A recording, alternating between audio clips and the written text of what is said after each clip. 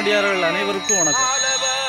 இன்றைக்கி நான் இந்த கோயில் பூதப்பாண்டி பூதலிங்க சுவாமி கோயில் காடகை மலை அடிவாரத்தில் இருக்குது. இந்த கோயிலை பற்றி இந்த யூடியூப்பில் நான் பதிவிடுவேன். என்னுடைய சேனலில் முதல் திருப்பு பார்க்குறீங்கன்னா எல்லோரும் சப்ஸ்கிரைப் பண்ணுங்கள், எனக்கு ஆதரவு தாருங்க. ஓம் நமச்சிவாய, ஓம் நமச்சிவாய. இந்த பூதலிங்க சாமி கோயில் எங்கே இருக்குன்னா, நம்ம நாகர்கோயிலேருந்து ஒரு 10 கிலோமீட்டர் தொலைவில் இருக்குது. இந்த இயற்கை எழில் சூழ்ந்த ஒரு அழகிய கிராமம்.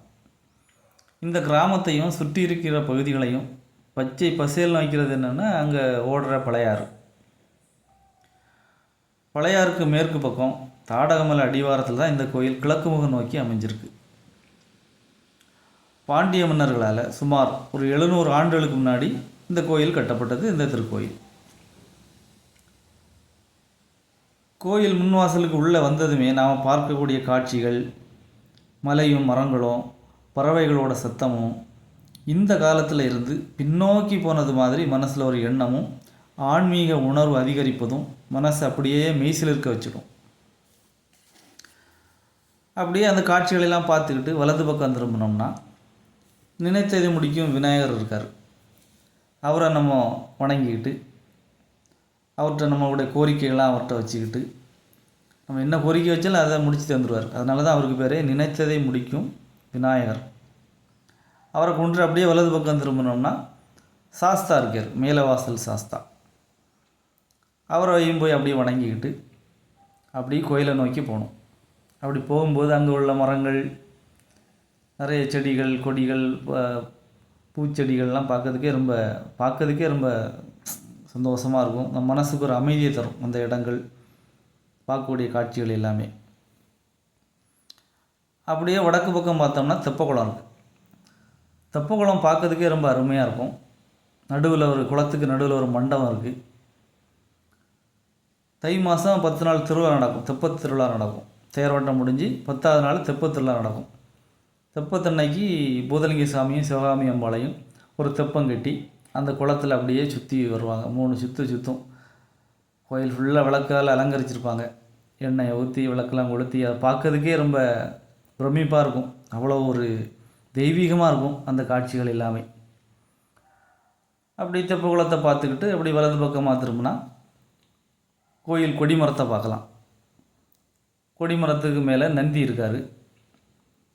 அவரையும் கொடிமரத்தை பார்த்து நந்தியையும் சேவிச்சுக்கிட்டு அப்படியே நம்ம கோயிலுக்கு உள்ளே போனோம்னா கொடிமரம், பலிபீடம், துவாரபாலகர்கள் இவர்களெல்லாம் தரிசிச்சுக்கிட்டு அப்படியே உள்ளே போனோம்னா நம்ம என் அப்பன் ஈசன் தரிசிக்கலாம்.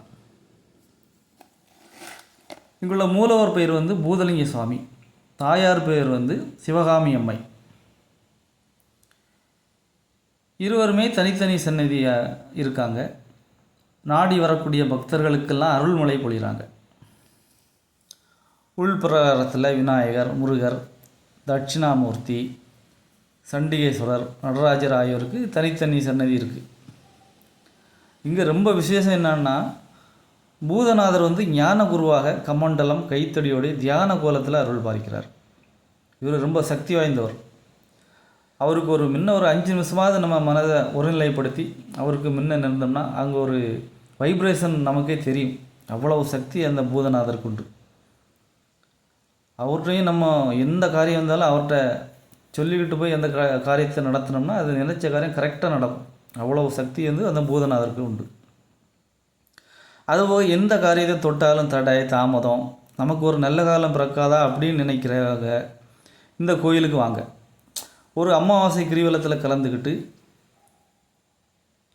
உங்களுடைய கோரிக்கையை அப்பன் ஈசன்ட்டு நீங்கள் வச்சிங்கன்னா அடுத்த அமாவாசை கிரிவலத்துக்கு வரதுக்கு முன்னாடியே உங்களுக்கு அந்த காரியங்கள்லாம் நடக்குதை நீங்கள் கண்கூடாட்டு காணலாம். மாதம் அவருடைய அமாவாசை கிரிவலம் இங்கே ரொம்ப பிரசித்தி பெற்றது. அதனால் எல்லோரும் வாங்க, இந்த கோயிலில் அமாவாசை கிரிவலத்தில் கலந்துக்கிடுங்க. கலந்து உங்கள் கோரிக்கைகளை வச்சுட்டு என் அப்பன் ஈசன்ட்ட வச்சுட்டு போங்க. அதுக்கப்புறம் உங்களுக்கு என்ன நடக்குன்னு நீங்களே உணர்வீங்க.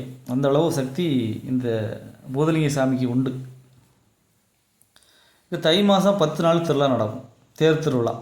9ஆவது நாள் தேரோட்டம், 10ஆவது நாள் தெப்பத் திருவிழா நடக்கும். 10 நாளுமே சாமி வீதி உலா, ஆர்கெஸ்ட்ரா, கச்சேரிகள், நாட்டியம், அந்த மாதிரி ஒரு விழா கோலம்தான் 10 நாளுமே. அந்த புதப்பாண்டி ஊரே அப்படி ஜொலிக்கும். விளக்குகள், அலங்காரங்கள், லைட்டுகள்லாம் போட்டு ஒரு திருவிழா கோலம் போட்டிருக்கும். அந்த மாதிரி ஒரு சந்தோஷமான அந்த 10 நாள் திருவிழாவே ஒரு ரொம்ப மகிழ்ச்சியாக இருக்கும். குறைந்த பக்தர்கள் அனைவருமே இந்த கோயிலுக்கு வந்து பாருங்கள். அந்த அப்பனோட அதிசயத்தை நீங்களே உணர்வீங்க. ஓம் நமச்சிவாய. இந்த யூடியூப் சேனலை முதல் தடவை நீங்கள் பார்க்குறீங்கன்னா சப்ஸ்கிரைப் பண்ணுங்கள், எனக்கு ஆதரவு தாருங்க. ஓம் நமச்சிவாய.